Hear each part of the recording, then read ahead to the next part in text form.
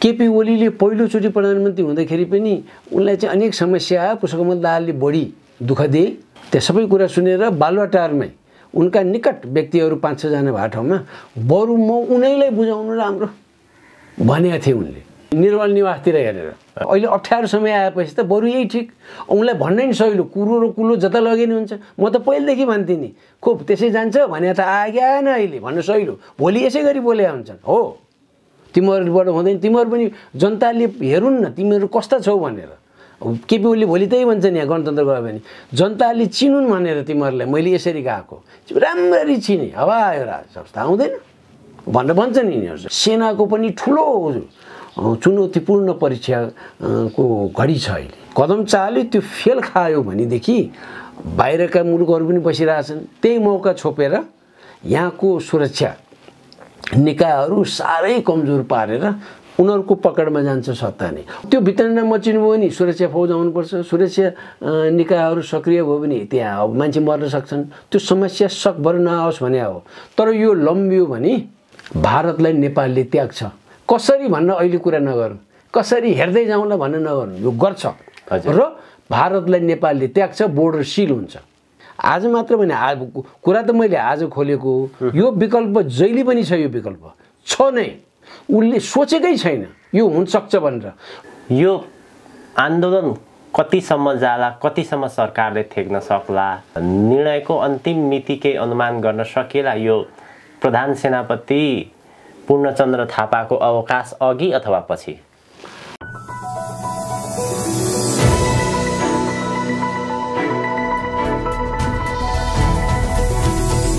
हिमाल online TV पछिल्लो नेपालको राजनीतिक घटनाक्रमको विषयमा कुराकानी गर्नको लागि 4 दशक यता निरन्तर अन्तर्राष्ट्रिय कूटनीति राजनीतिमा कलम चलाउँदै आउनुभएका वरिष्ठ पत्रकार, प्राध्यापक, लेखक, राजनीतिक विश्लेषक पी खरेल हुनुहुन्छ।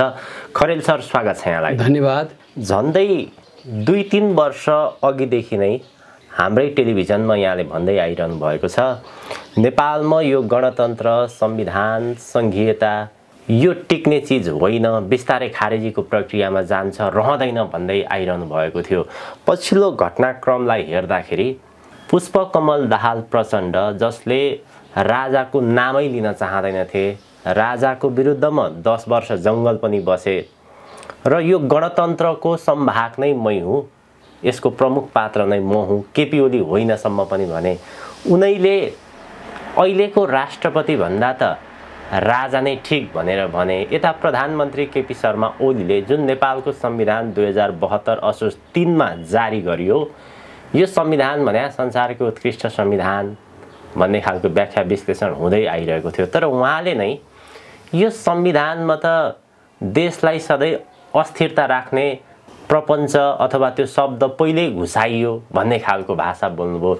यी सम्पूर्ण पछिल्लो नेपालको राजनीतिक घटनाक्रम जुन एकपछि अर्को विकसित हुँदै गइरहेको छ, यो गणतन्त्र, यो व्यवस्था, संविधान खारेजीको प्रक्रिया कसरी लिन सकिन्छ खरेल सर? यी ठुला नेता बनाउँदाहरूको अस्थिर मानसिकताको यो प्रतीक हो। के कारणले भनेदेखि पुष्पकमल दाहालको त पक्कै हो, नेपाली पात्रहरूमध्ये उनकै अगुवाई हो गणतन्त्र ल्याउनमा चाहिँ। नेपाली पात्रहरूमा हुन त उनीहरू प्यादा भएका हुन्, पटक पटक हामीले भने हो र भन्नै पर्छ। भारतीय खुफिया एजेन्सी मार्फत यिनीहरू सञ्चालित, पोषित थिए र देशका विरुद्ध यिनीहरूले गद्दारी गरे। ती गद्दारी गर्नेहरूसँग हातेमालो लाउने चाहिँ एमाले, नेपाली कांग्रेस, गिरिजाप्रसाद कोइरालाको नेतृत्वमा यिनीहरूले गरे। त्यो गद्दारी गरे बापत आजसम्म यिनीहरू दण्डित भएका छैनन्। अब पुष्पकमल दाहालको चाहिँ नेपाली नेताहरूमध्ये उनी नै हुन् गणतन्त्रको शब्द उच्चारण गर्ने चाहिँ। त्यसकारणले उनले राजाको नाम, राजाहरू राष्ट्रपति भन्दा राजाहरूकै शान बढी थियो, उनीहरू नै ठिक भने हुन्। उनले त्यसै त्यो शब्द अनावश्यक रूपमा चुइया होइन, त्यो भनेको उनको आत्मा बोल्या हो। भित्र मनमा के थियो भन्ने त्यहाँ आत्मबोध भयो। लुकाउनु खोज्दा खोज्दै पनि यसले यिनीहरूको हैसियत के रहेछ त? गणतन्त्र ल्याउनलाई 17,000 मान्छेको बलिदान भनेर आफूले मार्ने अनि बलिदान भयो भन्ने, मान्छे छप्काउने अनि बलिदान गरे जनताले। अनि जनयुद्ध भन्ने हैन, रेल त जनयुद्ध होइन। कहिले कहिले कुरा गर्दाखेरि जनयुद्ध भन्दा भन्दा मान्छेले भन्लान्, हामीले भन्ला, तर त्यो जनयुद्ध होइन, त्यो देशका विरुद्ध गद्दारी हो एउटा। अब केपी ओलीको के भने उनको अस्थिर मनस्थिति पहिलेदेखि नै थियो। अब पहिला दुईटै भइन्जेल जे बोली पनि ठिक भने मान्छे त नेपालीहरू चाहिँ कोही सत्तामा छन् शक्तिशाली भइन्जेल हो ठिक हो गजबले हँसायो, क्या मजाले जवाफ दियो भन्थे। अब अहिले त जम्मै सान सबै गयो, सान मान सबै गइसक्यो उनको पनि। उनले राम्ररी चिने उनी माओवादीलाई। यी माओवादी विरुद्ध उनी थिए नै पनि, आफू पहिलोचोटि प्रधानमन्त्री हुने अगाडिदेखि नै थिए नै पनि। तर उनीहरूलाई नै काँधमा हालेर ल्याए, त्यस्ता गद्दारहरूलाई ल्याएपछि अब त्यो भोग्न त पर्छ। दोस्रो कुरो, तेस्रो कुरो, आफू सत्तामा रहन्जेल, 2/3 बहुमत भइन्जेल यो संविधानमा कस्ता कस्ता कुरा घुसाएछन् पो भन्छन् बाबा। उनकै दलका नेताहरूले नै बनायो। माधव कुमार नेपाललाई त उनी त संविधानविद हुन्, उनलाई ल्याउनुपर्छ। 47 सालको संविधान बनाउने क्रममा उनी सदस्य थिए आयोगको, भनेपछि उनलाई ल्याउनुपर्छ भनेर दुई ठाउँमा हारेको व्यक्तिलाई विज्ञ भनेर झ्यासल ढोकाबाट ल्याए। उहाँ राजदूत बनाए, एउटाको सिट खाली गरेर अर्कोलाई राजदूत बनाएर श्रीलङ्का पठाएर आए। तर उनी संविधान बनाउनतिर लाएन, उनी प्रधानमन्त्री बन्नतिर लाए। यस्तो थियो भन्दाखेरि यी जम्मै नेताहरूको असली अनुहार अब अनावरण हुँदैछ। अनि अब अहिले सर्वोच्चको पछिल्ला महिनाहरूका निर्णयहरूबाट अत्तालिए। अहिले पछिल्लो निर्णय त अब मन्त्रीहरू सबै गए प्राय। त्यो अवस्थामा उनले पनि कसरी आयो भन्न थाले। संविधानका उनको विचारमा अथवा उनको इन्टरप्रिटेसनमा यो संविधान चाहिँ विरोधाभास कुरा आयो भन्न खोजे हो त्यो। अब त्यो भन्नुको मतलबै उनका सल्लाहकारहरू लिगल एडभाइजरले त्यही भने होलान्। हुन त उनका लिगल एडभाइजर पनि के गतिका रहेछन् भनेर त जुन खालको निर्णय गर्यो उनका लिगल एडभाइजरहरूसँग गरे हो नि त। त्यो त एटर्नी जेनरलसित नगरेको कुरै हुँदैन नि। एटर्नी जेनरलको हैसियत पनि यसैमा देखिन्छ के रहेछ त भनेर भन्दाखेरि नेताहरू निकम्पु भन्ने साबित भए आम जनताको नजरमा। दुवै अब पुष्पकमल दाहाल र उनका पछि लाग्ने अरू नेताहरू केपी ओली र उनका समर्थकहरूले चाहिँ अब अहिले सर्वोच्चबाट विभिन्न निर्णयहरू आउँदाखेरि उनीहरू अत्तालिए, आशाप्रद छन्, कोही निराश छन्। तर हामीले यो एउटा के बिर्सनुहुन्न भने पहिला सर्वोच्च हुँदै भएन विभिन्न कोणबाट आलोचना आएको थियो। अब मेरो पनि छ क्रिटिकल आउटलुक त, सर्वोच्चले जे गर्यो सब ठिक गर्यो भन्ने त छैन हामीलाई। तर अस्ति नि संसद पुनर्बहाली हुन्छ कि हुँदैन भन्ने कुरा आयो नि हैन। भएपछि अनि हुन्छ भनेर हुन्छ हुँदैन आयो, पुनर्बहाली भयो वाह भने सर्वोच्चको। अब त्यो पुनर्बहाली हुन्न भन्नेहरूले चाहिँ गाली गरेको थिए घुमाउरो भाषाले। त्यसपछि अब अहिले यो मन्त्रीहरू सब गए हैन, नयाँ मन्त्रीमण्डल काम चलाउ सरकारले मन्त्रीमण्डल विस्तारित गर्ने दुस्साहस गर्ने त केपी ओली नै देखे नि त। अनि यिनको विगतको कुरा हामीले गर्न मिल्छ तपाईँ हामीले, तर पुष्पकमल दाहाल माधव कुमार नेपालहरूले चाहिँ मिल्दैन। यिनको अनुहार त उनीहरूले चिनेकै थिए नि त। उनी बैलगाडाबाट अमेरिका पुगिन्छ भन्ने मान्छे हुन्, गणतन्त्र विरुद्ध हुन् भन्छ नि, यो त हामीलाई थाहा थियो। त्यो थाहा हुँदाहुँदै तिमीहरूले चाहिँ किन भित्र्याएर चाहिँ उहाँ पार्टीको पनि अध्यक्ष बनाएर 2/3 सरकारको प्रमुख किन बनायो त भन्दाखेरि यिनीहरू जम्मै अवसरवादी हुन्। माधव कुमार नेपाल पनि अवसरवादी, अन्य नेताहरू पनि अवसरवादी, पुष्पकमल दाहाल पनि अवसरवादी। अब पहिला गणतन्त्र बेठिक भन्ने, संघीयता बेठिक हुने भन्ने, सत्तामा आएपछि चाहिँ यो संविधानको रक्षक म भनेर केपी ओलीले भन्ने, अब उनी पनि अब त्यो बेइमानी पुरा देखियो। अनि त्यसपछि जान्छ राष्ट्रपतिमा। राष्ट्रपतिको छवि त यति गिरिसक्यो कि अब भनिसाध्यै छैन। त्यतातिर ध्यान दिनु नै बेकार हो। कसैको आँट रहेछ बल रहेछ भने महाअभियोग लाउनै पर्छ। महाअभियोगमा मेजोरिटीले पास गर्छ गर्दैन के कसो त्यो पछिका कुरा, लाउन त पर्यो र मजाले डिस्कसन भएपछि त्यो कुरा त आउँछ नि त, हाइलाइट त हुन्छ नि, पब्लिकमा त आउँछ नि। त्यो डिबेट नगर्नु, यदि पुनर्स्थापित भयो भने संसद त्यहाँ त त्यो मुद्दा त दायरै गर्नुपर्ने हो। गर्छन् गर्दैन हेरौँला, तर यिनीहरूले आँट गर्लान् जस्तो छैन। अहिले त हामी पुनर्स्थापना भएपछि महाअभियोग लाउँछु भन्ने हिम्मत गरेका छैनन् यिनीहरूले। त्यो सत्तामा फेरि नबोलाउलिन् उनले इत्यादि भनेर।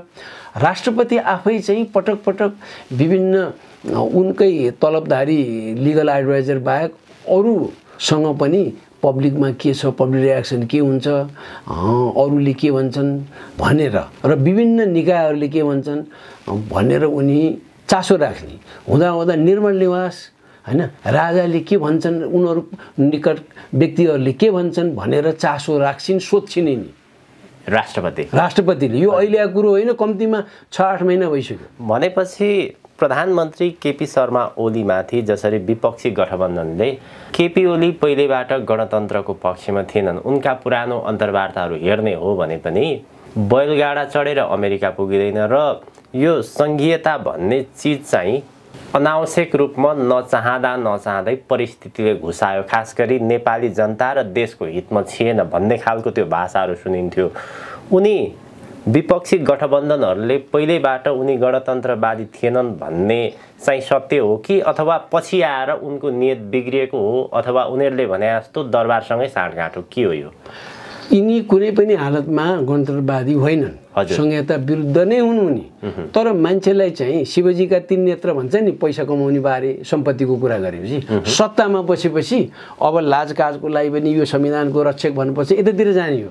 पहिला त आफू नै राख्ने हो नि, के को राज संस्था, के को राष्ट्रहित, पहिला त आफू टिक्ने आफू बस्ने भन्नेतिर लाग्दाखेरि अनि बाङ्गोटिङ्गो बाटोतिर गए। नत्र उनको विगत त्यही नै हो। अनि राजा ज्ञानेन्द्रलाई अरूलाई बोलाउँदा यो त मण्डली, यो त पञ्च भन्नेहरू, राजा ज्ञानेन्द्र तिनीहरू सबको प्रतीक हो नि त। राजा भने त पञ्चको मात्र हुन्, अहिले पनि त्यही राप्रपाका जो छन् उनीहरू हुन्। विभिन्न अभियन्ता भनेर यिनीहरू खुसखुस मात्र भन्छन्, यिनीहरूलाई चाहिँ राजावादी उनीहरूको हो, यिनको मुद्दा त होइन भन्ने हुन्छ नि। त्यस्तो भन्दै विद्यादेवी भण्डारीले आफ्नो छोरीको बिहामा राजा ज्ञानेन्द्र किन निम्तो दिन्, त्यसै दिन्छन् त्यही। अनि उनीहरूको केपी ओलीसँग उनको सामिप्यता यति निकट छ भन्ने त जगजाहेरै छ। त्यति हुँदा उनले उनको दुवैको चोसो मोसो मिलेर त्यो निम्त्याइएको हो। त्यो निम्त्याउनुमा त्यहाँ निकै सन्देश छ भन्दाखेरि उनीहरूलाई यतापट्टि चाहिँ आदर भाव र यताको रौनकको बारेमा चाहिँ केही उनीहरूलाई सन्तोष दिने खालकै रहेछ। नत्र त्यसरी उनीहरूले त्यो च्याखे थापा जस्तो गर्दैनथे। अब टिक्नालाई त गणतन्त्र भन्छन्, इत्यादि भन्छन्, छँदैछ। त्यसैले उनको त्यो होइन। तर उनले सुरुदेखि नै राज संस्था फर्काउनको लागि विशेष कार्यक्रमहरू, विशेष निर्णयहरू केही गरेकै होइनन्। हजुर गरेकै होइन। एउटा नेपालको राजनीतिमा जब 62-63 को परिवर्तनपछि 2065 जेठ 15 गते गणतन्त्र घोषणा गरियो, त्यति बेलादेखि नै एउटा चर्चा चाहिँ के हुन्थ्यो भने गणतन्त्रवादी र दरबारवादीहरूले एक प्रकारको एग्रिमेन्ट गरेका छन्। केही वर्षपछि फेरि फर्किने चाहिँ राजा नै हो, 12 वर्षपछि खोला फर्किन्छ भने जस्तो केही समयको लागि मात्र हो, राजा कतै पनि गएका छन्, फेरि फर्किने नै त्यही हो भन्ने जे टिक्का टिप्पणी हुन्थ्यो, त्यसै अनुरूप नै राज संस्था फर्किन लागेको हो अथवा के हो? यो बाहिर जे प्रकारको टिप्पणी हुन्थ्यो नि। होइन, राजा त फर्किन्छन् चाहिँ कसैले भने होलान्। हजुर, कोठामा त धेरैले भन्थे, सार्वजनिक रूपमा मात्र ऊ म जस्ताले मात्र राज संस्था नआइकन यो मुलुक स्वतन्त्र रूपमा चल्नै सक्दैन भन्दै आफू त। तर कोठामा भने होला नि, तर मलाई सशक्त रूपमा बाहिर भनेपछि सुनिन्थ्यो पनि बाहिर आएको थिएन। हजुर।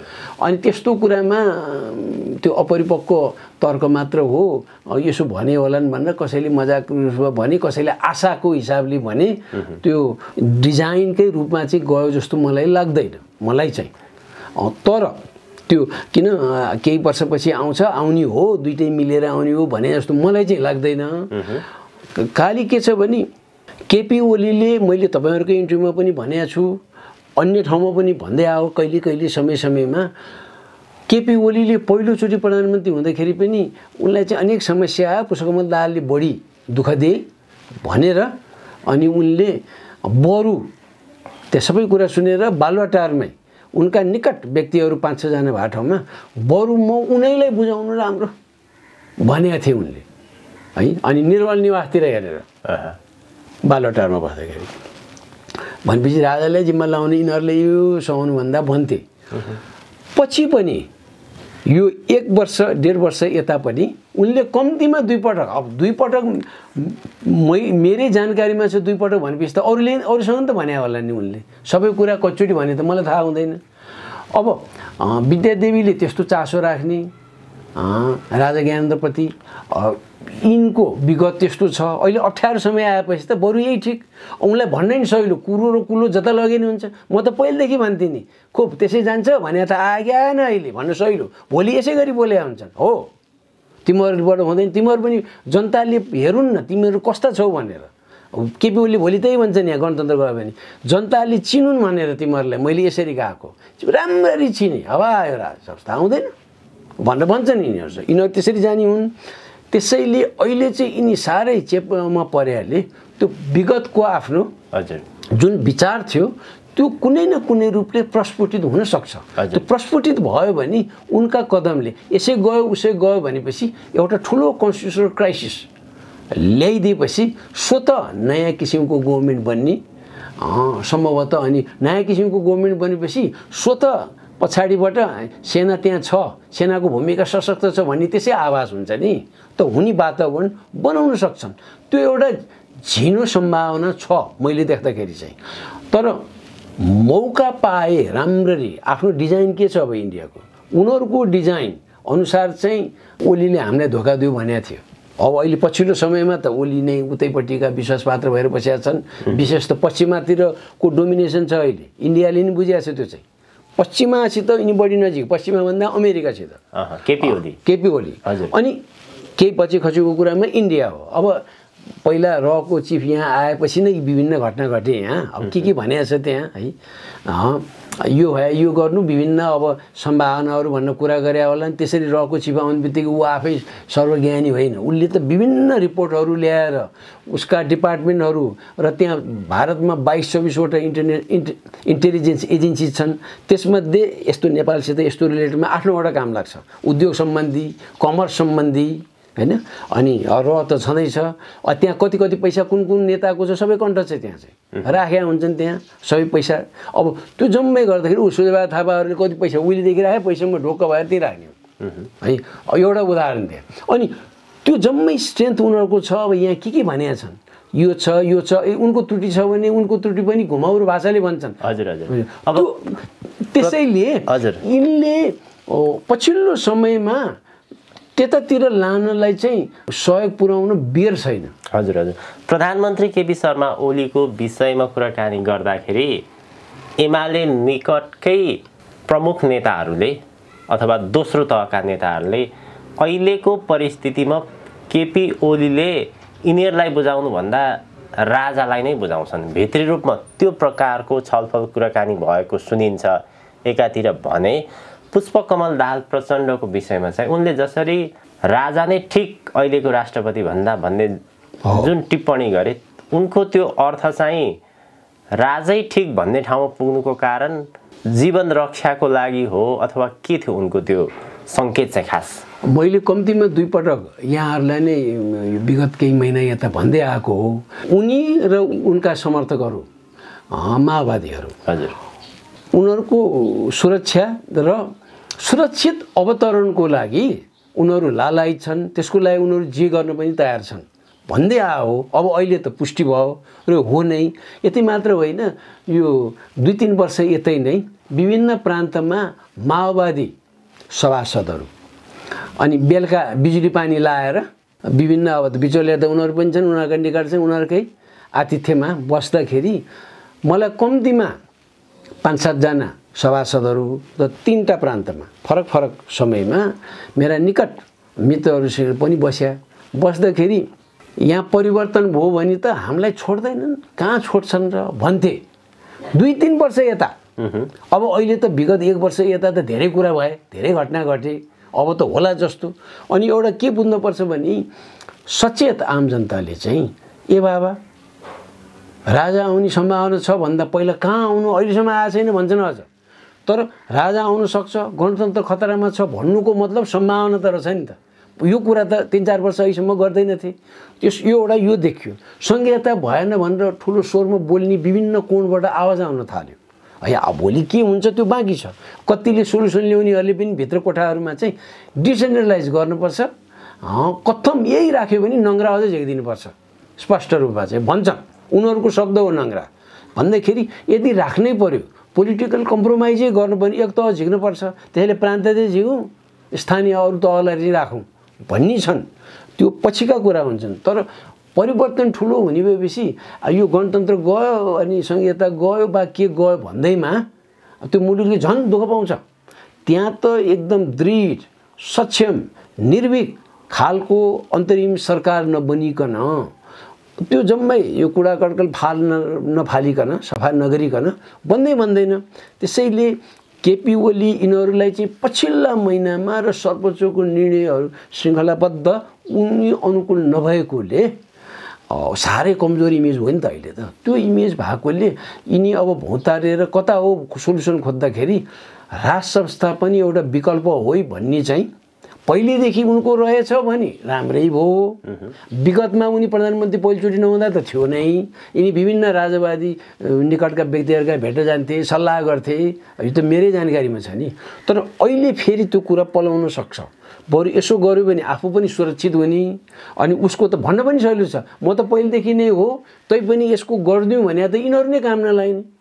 मैले यो त गए गुज्रेको व्यवस्था हो भन्ठाने त्योभन्दा नि गए गुज्रेर रहेछ भनेर यी पात्रहरू देखेर मैले थाहा पाएँ भन्छ। यसै गरी बोले हुन्छन् भोलि चाहिँ है। उनले भोलि भाषण गर्ने यही नै हो यदि गणतन्त्र गयो भने भन्दाखेरि यिनीहरू नेताहरू सबै घेराबन्दीमा परे आफ्नै कारणले। घेराबन्दीमा चाहिँ अब यिनीहरूलाई त अब कसरी हो भन्दाखेरि ठुलो उच्च स्वर गर्नको लागि भनेकै होइन। यिनीहरू अधिकांश नेताहरूले अकुत सम्पत्ति बिना स्रोतको सम्पत्ति आर्जन गरेका र उनीहरू निकटका व्यक्तिहरू उनीहरूका नातागोताहरू माथि छानबिन हुनैपर्छ। त्यो भएन भने अर्को आउने व्यवस्था योभन्दा गएको जया हुन्छ। राजा फर्के पनि त्यो अवस्थामा त्यसैले त डराएछ नि। उनीहरू मात्र होइन, यहाँ त हजारौँ मान्छे हुन्छन् त्यस खालका मान्छे। अनि उनीहरू डराएका छन्। अनि आउने पनि अब कम्प्रोमाइज गरेर अनुसन्धान नगर्ने, खोज नगर्ने, अकुत सम्पत्ति कमाउनेहरूमाथि कारवाही नहुने हो भने त सबैमा निराशा छान्छ। त्यो बेलामा मुलुकको अस्तित्व पनि हराउँछ। किन अरूले खेल्न पाउँछन्। सरकार राम्रो भएन भने त्यो छ। अब यसमा एउटा के देखिन्छ भने हाम्रो मिलिट्रीले कस्तो भूमिका खेल्छ भन्नेमा छ। हजुर। अब मिलिट्रीको कुरा गर्ने हो भने पछिल्लो समय नेपालको राजनीतिक घटनाक्रम जुन ढङ्गले अगाडि बढिरहेको छ र नेपालमा गणतन्त्र आइसकेपछि जसरी विदेशी चलखेल वात्तै बढेर गएको छ, बालुवाटारभित्रै तपाईँका रका चिफहरू प्रवेश गर्न थाले, त्यसपछि घटनाक्रम विकसित हुँदै गयो। यसलाई लिएर चाहिँ सेना किन चुप लाएर बसेको छ भन्ने खालको भनाइहरू बाहिरिरहेको अवस्थामा गत 23 गते सेना मुख्यालयबाट जे खालको कुराकानी आयो, पछिल्लो घटनाक्रमले सुरक्षा चुनौती निम्त्याउन सक्छ, त्यसमा सेना चनाखो भएर बसेको छ र हामी त्यो खण्डमा चाहिँ आउन सक्छ भन्ने खालको जे सङ्केत गरेको छ। यो पछिल्लो घटनाक्रममा चाहिँ विशेष गरी सेनाको कुरा के छ, राजाको के छ? अब सेनाले हत्तपत्त नबोलेर टाइममा आइरहे पहिलेकै कुरा दोहोऱ्या हो, सतर्क छ भन्ने मात्र हुन्थ्यो। हजुर। कहिले बोल्ने यस खालको भाषा प्रयोग गरेकै थिएन योभन्दा अगाडि। अहिले गरेको मतलब यो साह्रै मिनिङफुल हो। ऐन मौकामा हाम्रो भूमिका बढी प्रष्टिन्छ, सक्रियता बढ्छ भन्ने हो नै। अब पहिलेदेखि यसको अलिकति आभास त थियो, तर उनले नै सेना प्रमुख आफैले भनेपछि यो देखियो। र सेना पनि उन नेताहरू अहिले अप्ठ्यारो समयमा छन् साह्रै भने जस्तो। सेनाको पनि ठुलो चुनौतीपूर्ण परीक्षाको घडी छ अहिले। के छ भने पहिलेदेखि सेनाको आवश्यकता छैन यहाँ भन्दै आएको थिए। नेपाली कांग्रेस पनि चाहिँदैन भन्थे, वामपन्थी पनि चाहिँदैन भन्थे, 17 सालदेखि नै भन्थे। अनि कोसित लड्ने, चीनसित लड्ने कि इन्डियासित लड्ने भन्ने उनीहरू निकटका बुद्धिजीवी भनिने प्राध्यापक र मानव अधिकारवादीहरू भन्थे। भनेपछि सेनाप्रति उनीहरूको अर्कै नजर थियो, गिद्धे नजर थियो उनीहरूको। त्यसपछि पछिल्ला दिनमा आएर चाहिँ खुब सेना त यस्तो संवेदनशील अङ्ग भनेर उनीहरूले चाहिँ यसलाई चाहिँ हामीले छुनुहुन्न, फेरि यो भड्क्यो भने हामीलाई असर पर्छ भनेर, राष्ट्रलाई असर पर्छ भनेर होइन, उनीहरूलाई असर पर्छ भनेर। तेस्रो चाहिँ सेनाको मुभमेन्टले राष्ट्र रहने र नरहनेमा नि असर पर्न सक्छ। किनभने सेनाको मिसस्टेप हो भनेदेखि, कदम चाल्यो त्यो फेल खायो भनेदेखि बाहिरका मुलुकहरू पनि बसिरहेछन्, त्यही मौका छोपेर यहाँको सुरक्षा निकायहरू साह्रै कमजोर पारेर उनीहरूको पकडमा जान्छ सत्ता नै। अहिलेसम्म सेना छ यसले केही गर्छ भन्ने जुन किसिमको इमेज छ त्यो त खतम हुन्छ। त्यसैले उसले फुकी अगाडि बढ्ने हो। अनि मैले सायद यसभन्दा अगाडि पनि भनेको छु, सेनाले मुभ गर्ने अगाडि समर्थनको लागि विशेष पहल गरिरहनुपर्छ। त्यो गरेन भने उसले सक्दैन, कुनै हालतमा सक्दैन। यो त तथ्यपूर्ण कुरा हो यो चाहिँ।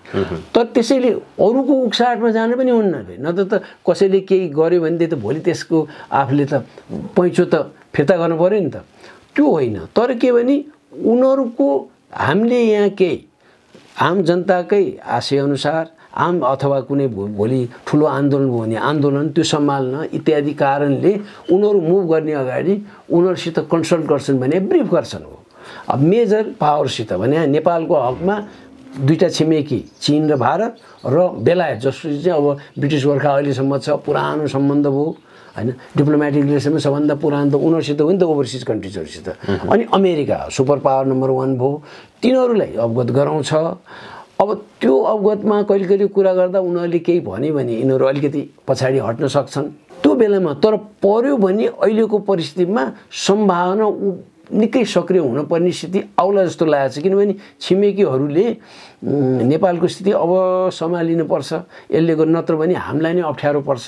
उनीहरूलाई अप्ठ्यारो पर्ने भने आजै पर्दैन, 10 वर्षमा 15 वर्षमा पर्छ। यहाँ स्थायित्व आएन भने, अस्थिरता गऱ्यो भने उनीहरूको छिमेकी राज्यहरूमा प्रब्लम पर्छ भारतको भन्ने छ। अनि यहाँ चाहिँ बाह्य शक्तिहरू, ओभरसिज पावर्सहरू, अनि 4वटा 5वटा शक्तिहरू, बाह्य शक्तिहरू आयो भने लेबनान बन्छ। लेबनानमा त्यही भाव, धेरैवटा शक्तिको क्रीडास्थल बन्यो।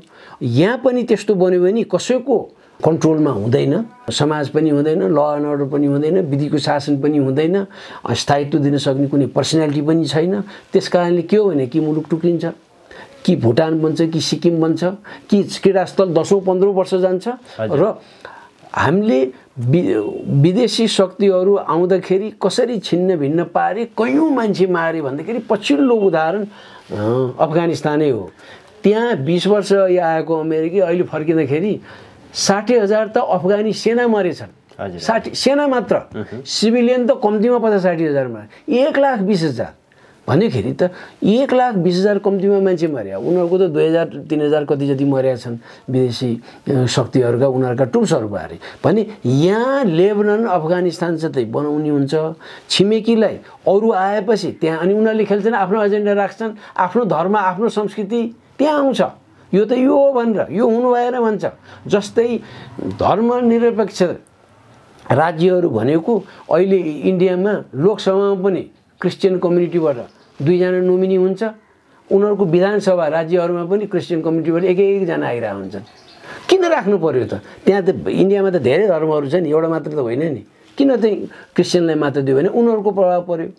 त्यस्तैले यहाँ चाहिँ सेनालाई ठुलो परीक्षाको घडी छ। ऊ चनाको चनाक भने सतर्क हुँदै भएन, किन गयो खतमै भएपछि त उसको कन्ट्रोलमै हुँदैन। त्यो हुन लाग्यो भने उसले कोसित कन्सल्ट गर्नुपर्ने हो, आफ्नो भूमिका के हुनुपर्ने हो त्यो गर्नुपर्ने हो। अलिकति छेकछन्द चाहिँ प्रधान सेनापतिको त्यो हो हालसालको 2 महिना, उनी कम्प्लिटली रिटायर हुने 2 महिना ठ्याक्क अगाडि त्यो उनले त्यो व्यक्त गरे हुन्। त्यो मिनिङफुल छ। नेपाल वास्तवमा साँच्चै सङ्कटमा छ, परिवर्तनको नजिक पनि छ। यस्ता प्रकारका अनुमानहरू, घटनाक्रमहरू आइरहेका बेला अब यो व्यवस्था त जान्छ, यो व्यवस्थापछि के आउँछ भन्ने सवालमा चाहिँ विकल्पको रूपमा राजाकै कुरो उठिरहेको छ। राजा पुनर्स्थापित गर्ने सवालमा सेनाको धारणा के छ त्यो ठ्याक्कै आधिकारिक रूपमा बाहिर आइसकेको छैन। यता राजाको पनि कुरो, पूर्व राजा ज्ञानेन्द्र शाहको कुरो पनि पुनः राजा बनेर फर्किने उहाँको रुचि छ कि छैन त्यो पनि आधिकारिक रूपमा कसैलाई पनि थाहा छैन। बाहिरी रूपमा जुन प्रकारको व्याख्या, विश्लेषण, अनुमानहरू आइरहेका छन्, यदि यो व्यवस्था, यो संविधान नरहने भयो भने त्यस्तो परिस्थितिमा यो राज संस्थालाई छोडेर अर्को तेस्रो विकल्प उदय हुने सम्भावना चाहिँ कति छ? यो जहाँ गएपछि राजै आउने हुन्। राजा ज्ञानेन्द्रलाई जति पनि इच्छा छ त्यसैले त टाइममा जुन किसिमको वक्तव्य आइरहन्छ, कहिले बाढी पहिरो गएको बेलामा, कहिले भूकम्प गएको बेलामा, कहिले त्यस बिचमा पनि आउँछ राजनीतिक सङ्कट छ मुलुकमा भनेर। अब यसलाई पनि उनको इच्छा छैन छ कि छैन भन्नु चाहिँ यो अलि अपरिपक्व विचार हुन्छ। उनको इच्छा जति पनि छ, तर जसरी भए पनि आफू आउने जे दिए पनि जस्तो कम्प्रोमाइज गरेर भन्ने चाहिँ छैन उनको छैन। त्यसरी उनी नहुने भन्दाखेरि विकल्पको रूपमा 47 सालकै संविधान हो, त्यो प्रस्थान बिन्दु मात्र हो। त्यसपछि अहिले समय धेरै फरक भइसक्यो। यो 72 सालको संविधान आएपछि नि त विभिन्न सोच विचार त आयो नि त, त्यसमा पनि त केही राम्रा सबल पक्षहरू होला नि, त्यो समेट्न पर्ने भए त्यहाँबाट प्रस्थान बिन्दु कि यही संविधानमा नाम मात्र 2072 भनेर सबै कुरा चेन्ज गरिदिने हुन्छ। त्यो त के छ र, त्यो त उहाँ बेलायतको संविधानको पनि त्यही कुरा गर्छन् नि होइन, जे पनि गर्न सक्छ यहाँ चाहिँ होइन। उहाँ लोनी मान्छेले स्वारी मान्छे बनाउनु हुँदैन, स्वारी मान्छेले लोनले बनाउनु सक्दैन, बाहेक सबै हुन्छ भनेर उहिलेदेखि भन्दै आउन्। यो एउटा त्यो देखिन्छ नै। राजाको सम्भावना बढी भएको त जगजाहेरै छ भन्न थाले, नेताहरूले भन्न थाले, गणतन्त्र जान लाग्यो भन्न थाले। अब राजा आओ देश बचाऊ भन्नेदेखि लिएर होइन राज संस्था चाहिन्छ भन्नेदेखि आए। अब आउन त आउनुपर्छ, तर पहिलाको जस्तो राजा सक्रिय होइन भन्छन्। पञ्चायतको जस्तो त खोज्या पनि छैन, राजा आफैले खोज्या छैन, दिने भने पनि लिँदैन भन्ने छ। यो चाहिँ सम्हाल्यो, किन भूमिका दिएपछि खेल्न पर्यो, खेलेपछि आक्षेप मात्र आउँछ। अहिलेको जमानामा त्यस्तो हुन्न भन्ने छ। त्यसैले 47 सालदेखि भन्नेमा त्यसो भयो भने उनी पनि सन्तुष्ट हुन्छन्, अरूलाई पनि त्यहाँ प्रस्थान बिन्दु। एउटा मिस्टेक त हो। राजाको सवालमा चाहिँ यहाँले नै ब्रेक गर्नुभएको थियो। ज्ञानेन्द्र शाहलाई भारतले भुटानको जस्तो राजा भएर बस भनेर प्रस्ताव गरेको थियो। भुटानको जस्तो राजा बस्नुभन्दा त बरु बस्दिन भनेपछि उहाँले चाहिँ दरबार त्याग्नु पर्ने बाध्यता आयो। भारतका र सिआइएको खेलमा ज्ञानेन्द्र शाह चाहिँ राजगद्दीबाट निस्किनु पर्यो भन्ने खालको कुरा यहाँले नै ब्रेक गर्नुभएको थियो।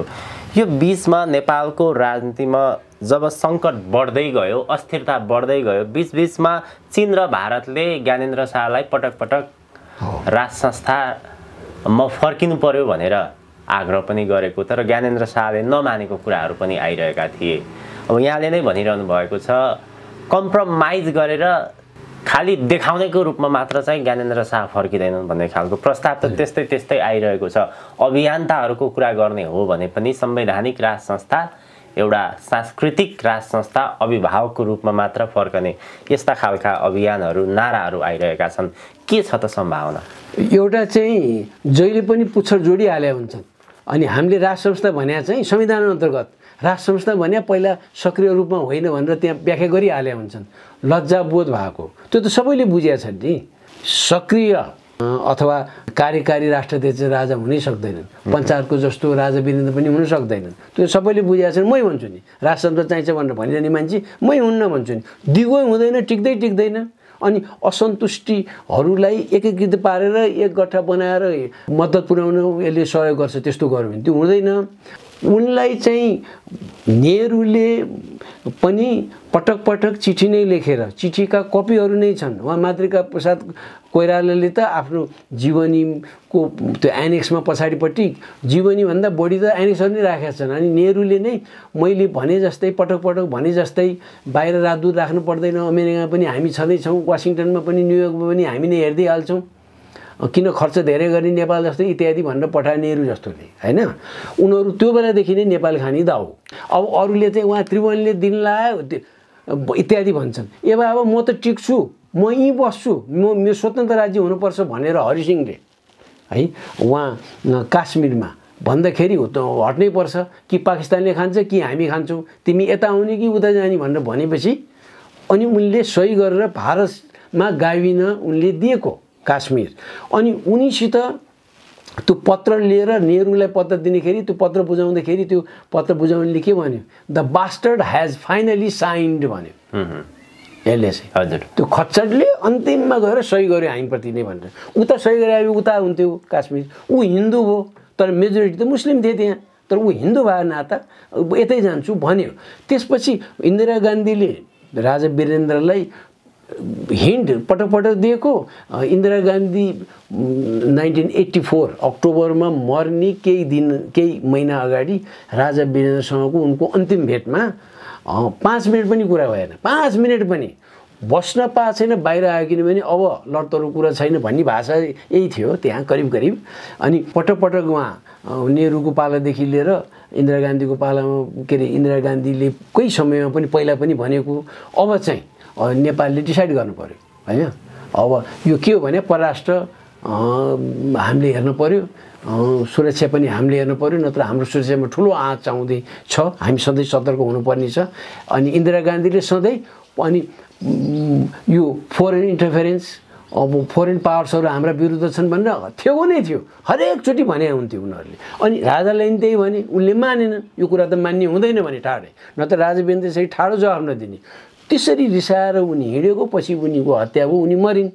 राजीव गान्धीले पनि 46 सालमा त्यही कुरो, यो त अब सर्वविदितै छ, मरिजमान सिंह श्रेष्ठलाई पठाएको, मरिजमान सिंह श्रेष्ठले आफैले नै यो राजालाई जानकारी दिएर यो हुनै सक्दैन यो भनेर अडान लिएको। अनि नेपालको इतिहासमा 4 पटक एकदम देखिने गरी नाकाबन्दी लगाएको, त्यसपटक सबभन्दा लामो चाहिँ तीमध्ये त्यही बेला भयो, 12-13 महिना भयो मरिजमान सिंह श्रेष्ठको टाइममा। अब अहिले आएर यिनले पनि अब त्यो राजा ज्ञानेन्द्रलाई पनि 62 को हिउँदमा ढाका सम्मेलनको ताक यो प्रस्ताव राखे, उनले मानेनन्। उनले नमानेको 4 महिना जतिमा यहाँ व्यवस्था परिवर्तन भयो भने हुन्छ, किनभने अब वैशाख 11 गतिको आयो अनि फेरि अब संसद पुनर्स्थापना इत्यादि भयो। अनि यहाँ चाहिँ अहिले संसद पुनर्स्थापना हुनुपर्छ, हुन पर्दैन, जानुपर्छ भन्ने हुँदैन। जब व्यवस्था नै परिवर्तन हुन लाग्छ भने नयाँ किसिमको भूमिका खेल्नै पर्ने हुन्छ। सबै कुरा अक्षरमा त्यहाँ सीमित गरे हुँदैन। भन्दाखेरि अब प्रजातान्त्रिक प्रक्रियाबाट प्रजातान्त्रिक सरकारको सिफारिसमा प्रजातान्त्रिक किसिमले संवैधानिक किसिमले डिजल्भ गरिसकेका पार्लियामेन्ट रिभाइभ जब त्यो बेलामा हुन्छ भनेदेखि अहिले पनि जे पनि हुन्छ, यहाँ भनेर हुन्छ। अनि कहिले अब त्यहाँ चाहिँ ल एन्ड अर्डरको प्रब्लम आयो भने मधेस आन्दोलनमा त मान्छे त्यहाँ शहीद भयो भने यस्तोमा नि हुन सक्छन्। त्यसैले राजा ज्ञानेन्द्र आउने इच्छुक छन्, तर त्यस्ता अरूले कम्प्रोमाइज गर्नु खोजेका छन्। पटक भनेको छु नि, तिमीहरूले एनजिओलाई राम्ररी आइएनजिओलाई चल्न दिने कि नदिने, कस्तो सिभिल सोसाइटीलाई कसरी हेर्छौ भने हुन्छ। भनेको मतलब आइएनजिओको रेखदेख पनि नगर्ने, त्यहाँ अडिट पनि नगर्ने, जे गरेर यहाँ मुलुकका विभिन्न संस्कृतिलाई असर पर्ने, हाम्रो पहिचानलाई असर पर्ने, समुदायमा यहाँ विखण्डन गरेर उनीहरूको अगाडि भने उनीहरूको धर्म प्रचारै हो मुख्य कुरा चाहिँ। उनीहरूले गरे राम्रो, उनीहरूले नगरे राम्रो इत्यादि भनेर त्यसलाई ग्लोबल भ्याल्युज भन्छन्। त्यसकारण ती मुद्दा अगाडि सारेपछि अनि अब चीनले चाहिँ यदि उनीहरूले भने यी गर्यो भने कम्तीमा हामीले पनि त्यो सुविधा पाउनुपर्छ। त्यस्ता सुविधा जम्मै त उसले लिँदैन, उसलाई चासो नि छैन, धर्म प्रचार गर्नलाई उसलाई चासो छैन। ऊ त झन् रोक्नुपर्छ, यसो गर्न दिनुहुन्न भन्ने ऊ त, किन त्यसो गर्यो भनेदेखि उसलाई असर पर्छ भनेर ऊ नचाहने। तर उसले इन्डियाले पाएको सुविधा लिन खोज्छ, उसले अहिलेसम्म मागिसकेका छैन, उसले माग्छ इन्डियाले जे माग्यो भनेर। भोलि त उसले जलस्रोतमा बढी दाबी गर्छ, रोड्स इत्यादिमा इन्डिया चाहिँ उहाँ नर्ससम्म जानु खोज्ने भने ऊ किन आउँदैन, आउँछ भन्छ इत्यादि छ। यसले गर्दा मुलुकलाई चाहिँ ठुलो नोक्सान पुग्छ भनेर उनले मानेका छैन। उनी चाहिँ सुरुदेखि अब मिलेन भने इल्युजनमा थिए भन्यो, मिल्यो भने त उनी त रियलिस्टिक, उनले बुझाएर छ भन्नुपर्छ। उनी सुरुदेखि नै यसरी कम्प्रोमाइज गर्नुहुन्न, पछि मै कहाँ आउँछन् यिनीहरू भन्ने थिए। भन्न त अब केपी ओलीले पनि प्रधानमन्त्री खोज्दै मै कहाँ आउँछन् भनेको थिए, अब गएन अहिले त है। त्यस कारणले उनी इच्छुक छन्। आफै चाहिँ सार्वजनिक रूपमा म इच्छुक छ भन्दैमा आउने पनि होइन भन्ने भएर अरू कुरा व्यक्त नगरे मात्र सूक्ष्म किसिमले मात्र आएका हुन्। अरूहरूलाई चाहिँ इच्छै छैन कि क्या हो भनेर अलि हतोत्साहित भएर त्यो प्रश्न उठाएर आयो। चीन र भारतको चाहिँ नेपालको राजनीतिमा अहिले ठ्याक्कै कस्तो प्रकारको भूमिका खेलिरहेको छ? के चाहन्छ उसले, के स्थापित गर्न चाहन्छ? चीनका बुद्धिजीवीहरू र मिडियामा लेख्ने विद्वानहरू, चिनिया मिडियामा लेख्ने विद्वानहरू, उनीहरूको भनाइ हेर्दाखेरि चीनले आफ्नो सक्रियता छिमेकी राष्ट्रहरू र अरू विश्वका अरू भागमा पनि विभिन्न तहमा आफ्नो उपस्थिति देखाउनै पर्छ भनेको छ, लेखेकै। अब हामी यही गर्ने भनेको छ। तर उनीहरूको मिडियाका प्रमुखहरू चाहिँ पार्टीको केन्द्रीय नेताहरूसँग निकै सामिप्यता हुन्छ। त्यसमाथि ग्लोबल टाइम्सको त उनी त त्यहाँ ठुलै अफिसर थिए, अहिले एडिटर भएर आए। उनीहरूले यो लेखिरहेछन् र यो देखिनलाई चाहिँ 1-2 वर्ष लाग्ला। यो देखिनलाई जस्तै मिडियामा उनीहरू आउँछन्, बुद्धिजीवीहरूलाई पनि बिस्तारो भारतीयहरूले प्रभाव पारे जस्तै उहाँ पश्चिमाले पारे जस्तै यिनीहरूले पनि पार्न अब गर्छन्। यो 2 वर्ष बढीमा 3 लाग्छ। ऊ हतारिया छ। अब हामीलाई प्रब्लम हुने भयो। यहाँ चाहिँ एउटा भरपर्दो स्थायित्व दिन सक्ने संस्था भन्दाखेरि त अहिले राजै देखाएका छन् उनीहरूले। तर ऊ आफ्नो अग्रतामा त्यो नहोस्। त्यस कारणले भारत पनि नचिडियोस्, किन भारत त ठुलो राष्ट्र छ अनि उनीसित छलफल पनि भइरह्यो। यतिको वर्ष भइसक्यो, अगाडि बढेको छैन, उसलाई घचघचाउने हो र पक्का घचघचा छ भन्ने मलाई लाग्यो। कारण के भनेदेखि 2 वर्ष अघि पनि बढी पनि भएको छैन। उसले चाहिँ इन्डियामै मेसेज पठायो, यो नेपालमा हामी दुई बिच सहमति भएअनुसार त्यहाँ चाहिँ त्यो वातावरण बनाउनलाई चाहिँ हामी नै अगाडि आउनु पर्यो कि के हो भनेर मोदीलाई मेसेज पठायो। अनि मोदीले चाहिँ 2/3 सरकारमा परिवर्तन हुनलाई त लजिकल कन्क्लुजन चाहियो नि त भनेर उसले त्यो मेसेज पठायो। भनेको मतलब त्यहाँ एउटा अस्वाभाविक किसिमले गयो भने त अरूको डिजाइन रहेछ भने त स्पष्ट हुन्छ नि, त्यस्तो नहोस् भन्नेमा हो। एउटा चाहिँ विद्रोह हुने सम्भावना बस एउटा। हजुर। अर्को एउटा चाहिँ त्यसैले मैले त खालि कोही ढिला राज संस्था फर्किने सम्भावना धेरै छ भने 3 वर्ष भइसक्यो। सम्भावना भने त अहिले त झन् चर्को देख्यो नि त, सम्भावनामै राखौँ।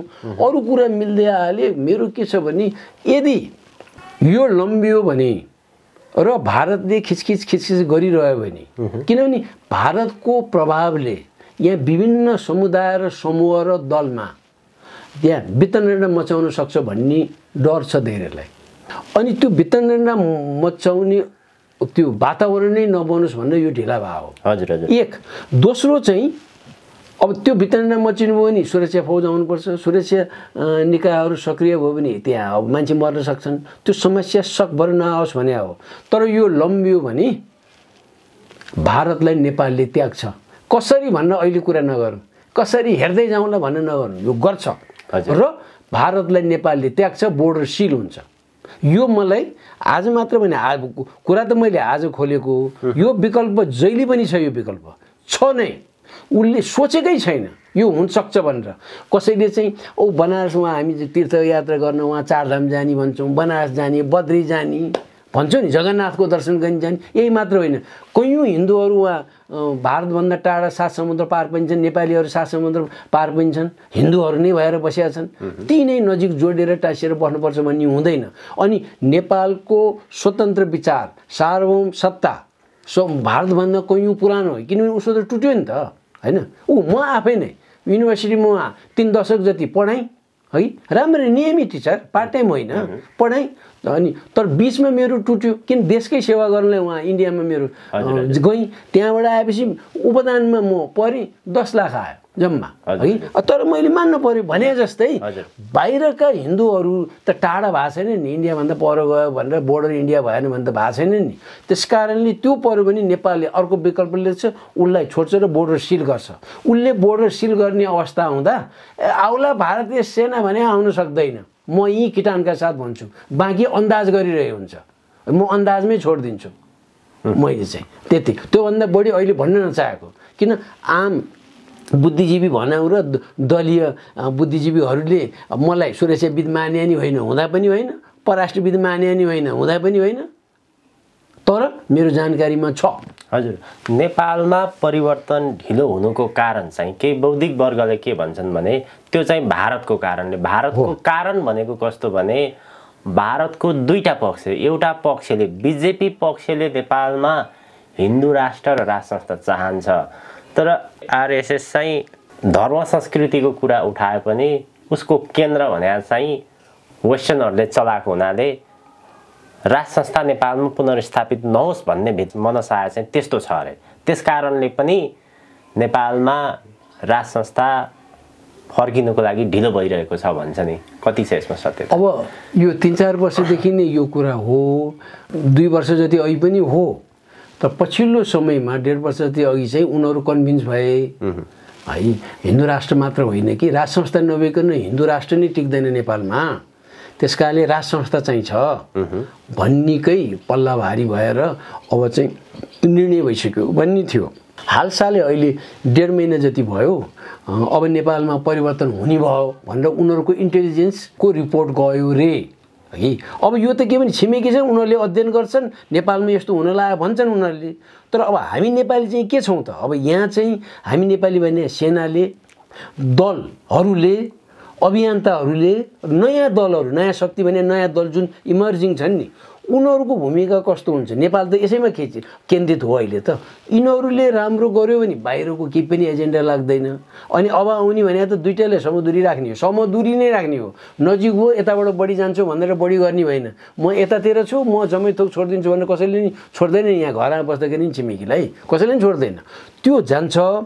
अहिले त्यो कारण होइन जस्तो लाग्छ। प्रेसर त्यहाँ चाहिँ युरोपियन युनियनले बिजेपीका ठुला नेताहरूलाई यसो नगर, यो त लिबरल भएन भने हामीलाई चाहिँ फेरि अनिबल हामी यहाँ पश्चिगामी प्रतिगामी भन्छन् भने जस्तै उसलाई पनि पश्चिमाहरूले र भारतस्थित भारतीय नागरिकहरूमध्ये पश्चिमा प्रभाव भएका बुद्धिजीवीहरूले यो त राइटिस्ट यस्तो गर्यो, गुजरातमा यस्तो यस्तो काण्ड गरायो, अहिले पनि यहाँ हिन्दुत्व बढाउनलाई यसले विशेष गर्यो जुन जबकि संविधान विपरीत भन्ने खोज्यो उसले। सेकुलर राज्यले गर्नु नहुने काम गरिरहेछ भनेर त्यो चार्ज लामा नेपालमा के गर्यो भने उसलाई चार्ज ठुलो जान्छ। त्यो चार्ज चाहिँ उसले पनि जाने। मोदी त कुनै ओहो ठुलो सन्त महासन्त त होइन नि त। उसलाई आफ्नो छवि राम्रो देखियोस् उनीहरूको नजरमा भनेर उसले के बुझेनन् भने उनले चाहिँ उनले जस्तोसुकै गरे पनि उनीहरूलाई एपिज गर्ने मात्र हो। उनले यिनलाई कट्टरपन्थी हिन्दू हो, यिनी मुसलमान विरुद्ध छन् उनी भन्ने छ उनको। खालि उनीहरूले त्यो कुरा बाहिर ल्याइदिएनन् भनेदेखि, त्यो प्रश्न उब्काइरहेनन् भनेदेखि उनको छवि राम्रै हुन्छ भन्नेमा उनी फसेका हुन्। त्यसैले उनलाई मात्र अब आधार बनाएर बस्दैन नेपालले। नेपालले भन्दाखेरि जसले परिवर्तन ल्याउनको लागि अगुवा भूमिका खेल्छ त्यतातिर हो। त्यो अगुवा भूमिका खेल्न सक्नेहरूमध्ये त एउटा राजाको उपस्थिति हो, त्यसमा पक्कै त्यस भइसकेपछि त्यसपछि सेनाको कुरा आउँछ है। अनि नेपाली सेना सशक्त रूपमा भूमिका अलिकति लामो समय बिना राजा खेल्नै सक्दैन। त्यो परिस्थितिले हेर्दाखेरि विभिन्न परिवर्तन हुन्छ। अब तर यो परिवर्तन यस्तो कि 100% त कसैले नि भन्न सक्दैन नि है। त्यो नसक्ने भएले संविधान जान्छ, बरु गणतन्त्र नआउला कि आउला कि त्यो चाहिँ बरु प्रश्न चिन्ह होला। राज संस्था आउला कि नआउला बरु केही पर्सेन्टेज डाउट होला है। म आफैलाई त डाउट छैन। परिवर्तन भएपछि आउने प्रचण्डले उहाँ त्यो भित्रको कुरो त्यहाँ प्रस्फुटित भयो। अनि धेरै जनतालाई चाहिँ अहिले लाजबोध, पहिला गणतन्त्र ठिक यस्तो जनता छोरो उता छोरो दुनियाँ भन्थे, अहिले किन यो आयो भने त्यो लज्जाबोध भएर स्पष्ट रूपमा भन्न नसके। नेताहरूमा पनि नागरिक समाजका पनि पहिला भनेनन्, चुपो लाएर बसे। अनि अहिले राज संस्था चाहिन्छ तर हालिहाले हुन्छ होइन। तर त जम्मै कुरामा तर छ नि। अनि नेपालमा यदि निर्वाचित राष्ट्राध्यक्ष हुने हो भने अहिले केपी ओलीले त उहाँ अधिनायकवादी बन्यो भनेर यी नेताहरू भन्छन् भने एउटैले त जता पनि दिइदिन्छ, जहाँ पनि सही गरे पनि गयो मुलुक त। लेन्दुप जोजेले जे गर्यो त्यही गरे जस्तो हुन्छ यहाँ नेपालमा। त्यसैले काम गर्न सकिएन। त्यसैले कार्यकारिणी राष्ट्राध्यक्ष चाहियो भनेको मतलब काम गर्न अहिलेको संविधानबाट नहुने रहेछ भन्ने त नेताहरूकै विचारबाट आयो। अब कार्यकारी राष्ट्राध्यक्षको कुरामा त हामीलाई डर हो। अनि केपी ओली नै कार्यकारी राष्ट्राध्यक्ष भए वा विद्यादेवी भण्डारी भए अब उनले जे पनि गरिदिनुहोस् भन्ने हो नि त हामीलाई। त्यस्तो एकैजनामा त्यस्तो सीमित गराउनु न हाम्रो जस्तो मुलुकमा।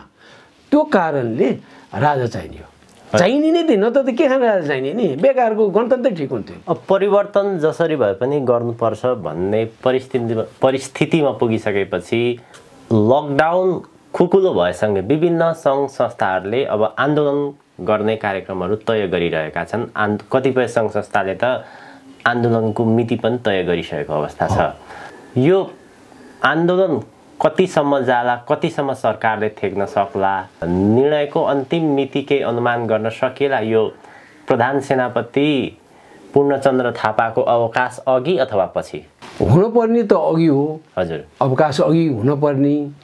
वस्तुस्थिति कस्तो बन्छ, तर मेरो विचारमा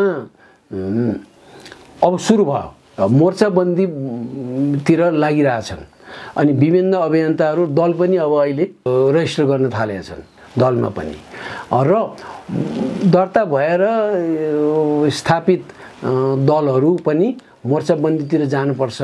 मूल कुरो चाहिँ राष्ट्रियताको मुद्दा अगाडि राख्ने र विधिको शासन र भ्रष्टाचारीहरूलाई कारवाही गर्ने भन्नेमा चाहिँ सहमति छ र उनीहरू एक आपसमा कुरा गरिरहेछन्। यसमा शङ्का छैन। कुरा गर्नुको मतलब यत्रो वर्षपछि त ठुला दलहरूसित त प्रतिस्पर्धा गर्नु छ, फेरि हामीभन्दा सानासित किन गर्ने भनेर नबस्या हो नि त। अहिले त यिनीहरू मिल्दैछन्। अब गन्तव्य चाहिँ कसरी अगाडि जान्छ भन्दाखेरि उनीहरू आफैलाई यकिन छैन। त्यस कारणले स्पष्ट रूपमा बाहिर नआइसके, तर अब आउनुपर्ने स्थिति छ। अब आउँछन् र यसले गति लिन्छ होला, तर यतिले चाहिँ पुग्दैन मेरो विचारमा चाहिँ। किन केही कुरा विभिन्न ठाउँमा गरे भन्ने जानकारी छ। त्यसमा उदाहरण ल्याए सिपी मैनालीहरूसित कुरा मिलाउनु पर्यो, धेरै कुरा मिल्छ हैन। आरके मैनालीको दल नभए पनि उनीहरूसित धेरै कुरा मिल्या हुन्छ। चित्तबहादुर केसीहरूलाई कुरा मिलाउनु पर्यो, सिपी गजुरेलहरू मोहन वैद्यहरूलाई मिलाउनु पर्यो, नेत्र विक्रम चन्दलाई भन्नु पर्यो तपाईँ क्या हो त। अब भूमिगतबाट त बाहिर आउनु हो, केपी ओलीकै टाइममा आउनु हो, तपाईँ उतैतिर हो भन्थे। तपाईँ त पहिला उठाएको मुद्दा त तिनीहरूसित मिल्दैन। यता आउने हो कि हामीसँगै जाउँ, यो तीनटा कमन मुद्दा। भोलि त जे निर्णय हुन्छ, अब जनमत जतातिर जान्छ त्यही हुन्छ। गणतन्त्र आउने नआउने त्यही बेला थाहा हुन्छ। संहिता ठिक बेठिक त्यही बेला थाहा हुन्छ। तर यिनीहरूलाई आउट गर्नु पर्यो। अनि होइन हामी संहितामा अहिले बोल्ने भने बोल्न, तर मिनिममको लागि यो इन्डिभिजुअल जस्तै बालकृष्णजीहरू हुनुहुन्छ, उहाँहरूको पनि त्यो व्यापकता आइरहेछ। जिल्ला जिल्लामा त सदस्यता बढिरहेछन्। उहाँहरूले हो हामी त राज संस्था मानिने हो, तर तीनजना एउटै जुलुस बनाएर तीनटा समूह जाँदाखेरि चाहिँ त्यो बेलामा चाहिँ विधिको शासन, भ्रष्टाचारीहरूलाई कारवाही गर्ने र राष्ट्रियतालाई सर्वोच्च प्राथमिकता दिने भनेर त्यहाँ जाने इन्डिभिजुअली गर्दाखेरि आफ्नो आफ्नो मुद्दा लिएर गयो भने परिवर्तन आउँछ र छिट्टो आउँछ। यो जम्मै मिलेपछि 2 र 2 4 होइन, 2 र 2 8 हुन्छ। यो जम्मै मिलेपछि एकै ठाउँमा त्यो अवस्था आउनलाई यो पहल नगरिकन चाहिँ गाह्रै छ जस्तो लाग्छ मलाई। र आउने सम्भावना बढी छ। यिनीहरूमध्ये कोही कथामा आएनन् भने, किन यो मुद्दा त छ नि। उहाँहरूले बोलेका विभिन्न टेलिभिजन इन्टरभ्यूमा, अखबारमा दिँदा, युट्युबमा दिँदा त उहाँहरूको कुराहरू सुन्दा यही नै देखिन्छ। र उहाँहरू सिरियस हुनुहुन्छ भने मिनिमम प्रोग्राममा एग्री नगर्ने भन्ने त हुँदैन। होइन भने त यहाँ कैयौँ राजाभाइ छन्, भोलि उनीहरूले खसालाई भोट चाहिँदैन मलाई भन्ने त हिँड्दैन नि त उनीहरूले। त्यो हिँडे उहाँहरूले त्यसरी मिल्न भयो भने पनि उहाँहरूमा अपरिपक्वता आउँछ र असफलताकै जीवन बिताएर एन्ड हुनुपर्छ। हस्, अत्यन्त धेरै धन्यवाद यहाँको महत्त्वपूर्ण समय र विचारको लागि। मेरो पनि यहाँलाई धन्यवाद।